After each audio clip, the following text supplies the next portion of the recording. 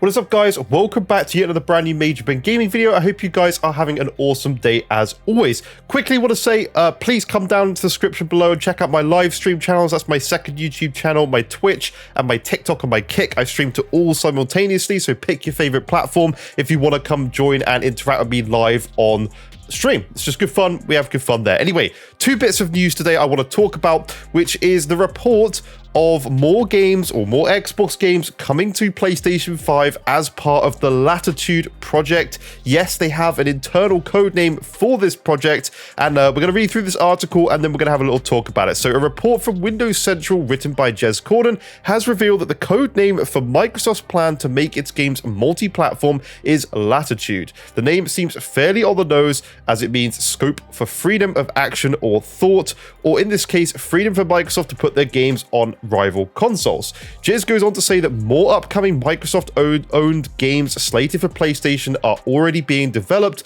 at least for now, the potentially obvious games you'd most likely expect. Games developed by Microsoft-owned companies are limited this year. Hellblade 2 is just weeks away, and then there is only Indiana Jones.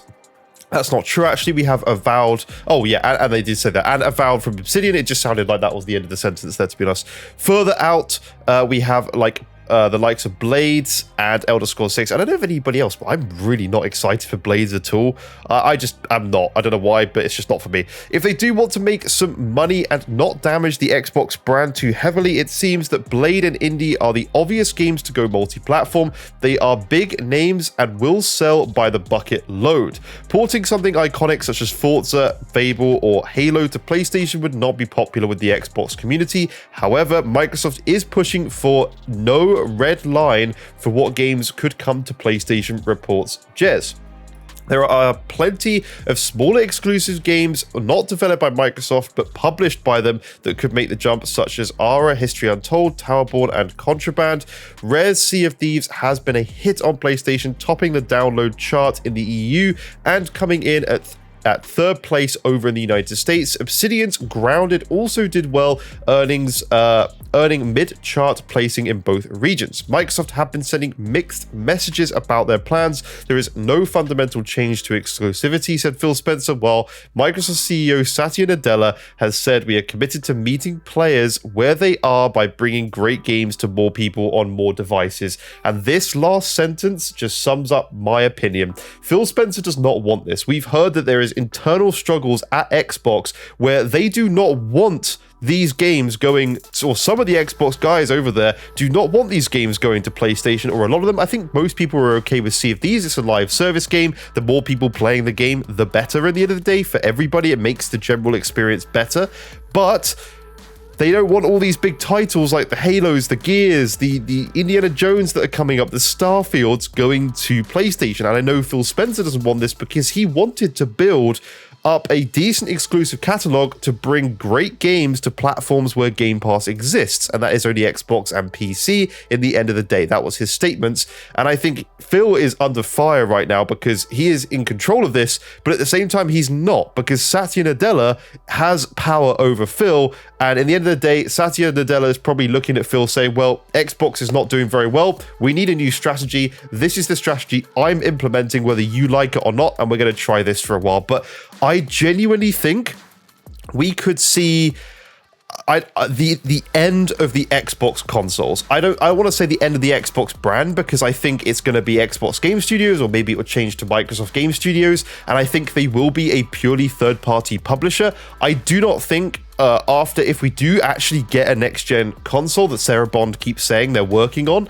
if that actually launches, I genuinely think that will be the last Xbox console, because that in the sales is going to be going down further and further. In the last quarter, Xbox didn't even sell 1 million Xbox consoles, and Sony times that by 5. There is a 5-to-1 ratio on sales from PlayStation to Xbox right now, and that includes the cheaper Series S in that too, which is insane if you think about it. So I genuinely think if we do actually get this next console that Sarah Bond and that, you know, is talking about, and that whole idea doesn't get scrapped, I think that will be the last Xbox console. And this just shows doubt. I was saying to my partner, my girlfriend yesterday, that I don't have any faith buying any games on Xbox. I've gone full PC now because I feel safe there. I know PCs are always going to exist. My Steam library is always going to exist.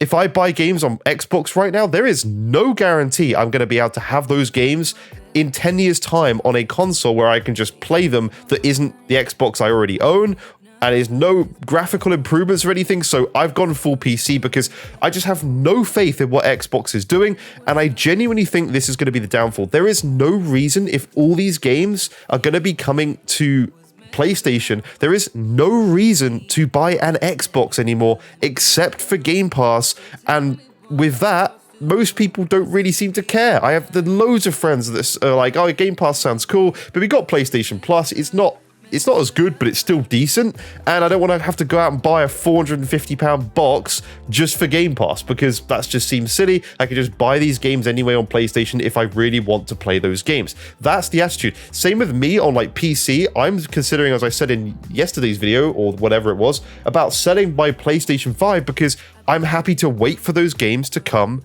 to PC. And those are way bigger, more in-depth games like the Spider-Mans and stuff, and Last of Us Part 3 or whatever that comes. I'll probably just wait and just buy it on PC because it's the better version of the game, and I'm happy to wait, right? It doesn't really affect me. It's a single-player game. So people are going to have the same mindset with Xbox and PlayStation. If you're starting to see Starfield, if you see Starfield come to PlayStation, you're 100% guaranteed that pretty much every Xbox game at some point down the line is going to come to PlayStation. And people will simply just wait. And until that point, I think genuinely there's not going to be an Xbox brand going forward, because, or at least an Xbox console going forward, because there's no point people owning one. People already don't feel the need to purchase one. Why would they purchase one if all the games are on PlayStation? And then when we do start to see those Xbox sales decline even further to the point where there's basically no one buying Xboxes anymore because they're just going to buy those games on PlayStation, that's when they will go day and date third party on PlayStation, and that will be it. And I genuinely think this is the start of the end of the Xbox console. Because of Satya Nadella, he doesn't know this industry as well as gamers like Phil Spencer. For consoles, exclusive games are actually pretty important. PCs, I think, is great. We're getting everything on PC now, but I genuinely think most people now are just going to go and buy PCs if they can afford them, or a PlayStation. And that just proves console exclusives are important, because they are what drives the sale of the console and keeps people playing on that platform because of the games that are there. It's pretty obvious. I don't know why they don't see this, to be honest. It's very sad. But in other news, I want to briefly just touch on that there was an Assassin's Creed Shadows reveal yesterday. It was just a cinematic trailer. Looked very, very, very cool. I'm interested in this. I like Assassin's Creed as a franchise, but at the end of the day, it has been pretty going downhill. I actually didn't mind Valhalla. I thought it was very grindy. I liked the fact that it was set in the UK, or a lot of it was set in the UK where I'm from. So that was kind of cool. It was cool seeing like Oxfordshire, Buckinghamshire, and Lincolnshire, and all those places that are like, back in the old times and stuff. But anyway, Assassin's Creed Shadows open world map is actually going to be about the same size as the Origins Egypt, but exists on more of a realistic scale because Ubisoft really wanted the mountains to feel like mountains. So I think graphically this is going to be really, really cool. I'm looking forward to this game.